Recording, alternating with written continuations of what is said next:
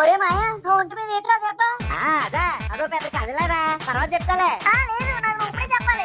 సరే చెప్తా. అది నేను కడపలో డిగ్రీ చదివే రోజులరా. ఒక రోజు ఊరు నుంచి కడపకి రైల్లో వెళ్తున్నాను. నేను ట్రైన్ లో ఉండగా 50 మంది ట్రైన్ ఆపేసి కిందకి దిగమని ఓ కొట్టేస్తున్నారు. అలా నేను ట్రైన్ దిగి అలా వైపు నడుస్తున్నాను. ఆ గ్రూప్ లో ఉన్న 50 మంది నన్ను చూడగానే వాళ్ళ చేతిలో ఉన్న కత్తులు వదిలేసి వెనక్కి పరిగెట్టడం మొదలు పెట్టారు. కానీ అల్లుడు నేను మాత్రం వాళ్ళందరినీ చుట్టుముట్టి 50 మందిని నరకడం మొదలు పెట్టాను.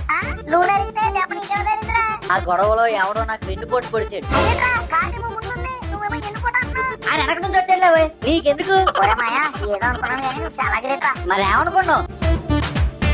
అమ్మా అమ్మా ఏంట్రా?